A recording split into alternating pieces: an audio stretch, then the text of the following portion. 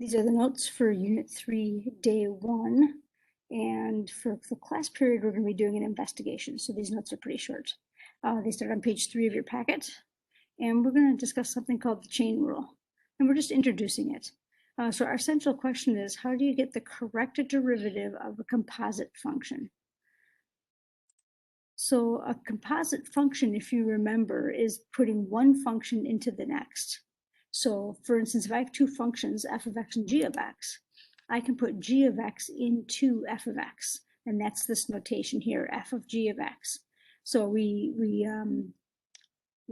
work with composite functions the same way we work with like nested brackets.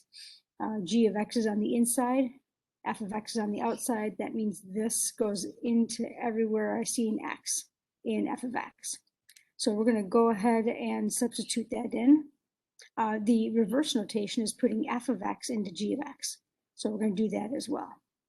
So substituting, doing f of g of x is taking g of x, like I said, and putting it everywhere we see an x for f of x. So f of g of x becomes x plus 2 quantity squared minus 5 times the quantity x plus 2 minus 3.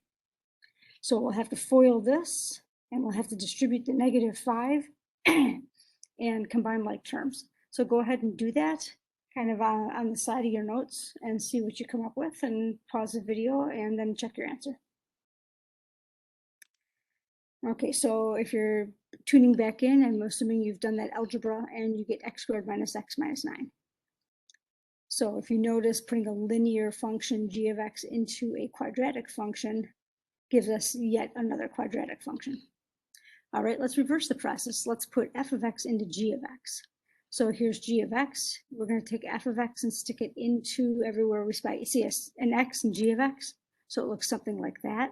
We have x squared minus 5x minus 3, and then plus 2.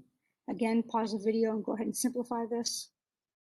If you're coming back, I'm assuming you've done that algebra on your own, and so this is a pretty easy simplification. We're just combining the constant terms, and we have x squared minus 5x minus 1.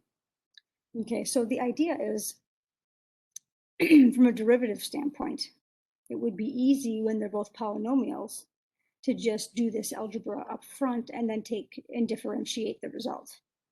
But when they're not both polynomials, then we need a process to work with the derivative, or when it's more complicated.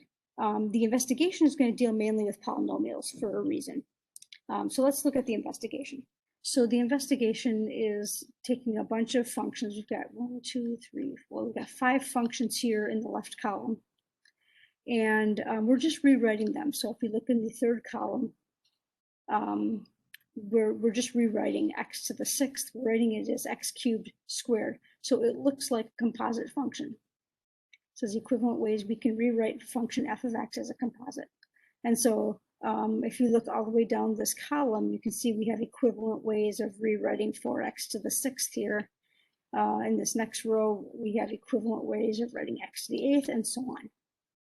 And these bottom 4 we're going to do as part of the investigation. And we're going to do the top row right here in our notes to get an idea of how to work with the ones in the investigation. So just to organize this, if you are pod A, when you get into the class, if you are, you've got this 4x to the 6th. If you're pod B, you've got x to the 8th. If you're pod C, you've got 5x to the 8th. If you're pod D, you've got 9x to the 4th. And then we're splitting the pods even more specifically. If you are sitting along the hallway half of the room, like near the door, you're going to have the top equivalent function to do to work on the derivative in the same way we do this one in our notes. And if you are on the other side of the room near the board and near the lab table, you'll be doing the other expression for the function. And then we'll be kind of dividing and conquering here. And then we'll be able to put all our results on an anchor chart and look for some patterns. So let's take a look at this f of x equals x to the 6th. Okay. Now we know if we differentiate x to the 6th, we get 6x to the 5th. That's just a straight up power rule. But if we rewrite x to the 6 as x to the cubed squared, what we're basically saying is this is a composite. We can think of it that way, and we can think of it the fact that we're putting x cubed into something squared. And so we're going to look at this as a composite. And the reason why I'm picking polynomials for the activity is because we can easily differentiate polynomials. So hopefully we'll be able to easily see a pattern here. Okay, so here are the instructions up at the top of in the top row. And in this column, I want you to do the derivative using a straight power rule, but I only want you to focus on the outside power only. Okay, so in this example, the outside power is 2. So I'm going to do the power rule. Here's the power rule up here, right? Bring down the power, reduce the power by 1 on whatever the power came off of. So I'm going to do the power rule here on a power of 2. So I'm going to bring the 2 down, and I'm going to reduce the power of 2 to the first power. And what did I do the power rule on? I did the power rule on whatever was in the brackets. Notice I didn't change the brackets. I'm just bringing the 2 down and reducing the power from a 2 to a 1, and I'm not touching the stuff on the inside. So basically, I just did the power rule on the outside, right? And it says right here, on the outside power only. So I'm going to simplify this. So I don't need this power of 1. This just ends up being 2x cubed. Okay, now we know that 2x cubed is not the derivative, right? G of x is really x to the 6th power. F of x is x to the 6th power. They should have the same derivative. So I am off here. So the next column says, what factor is missing from the adjacent column? So I know this should have been 6x to the 5th. So what do I have to multiply this by to get 6x to the 5th? Okay, well, I have 2x cubed.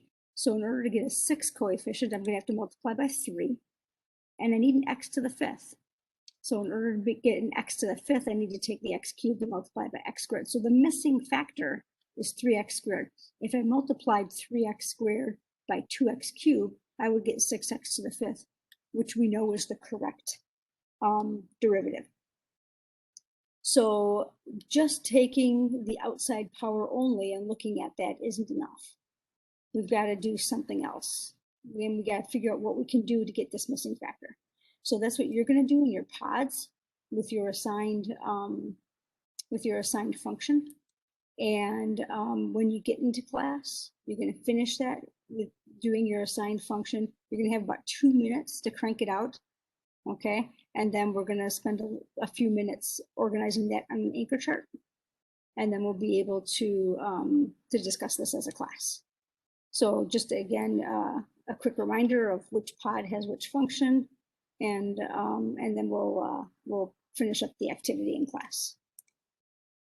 And just a quick reminder here that the hall side has the top row and the board side has the bottom row.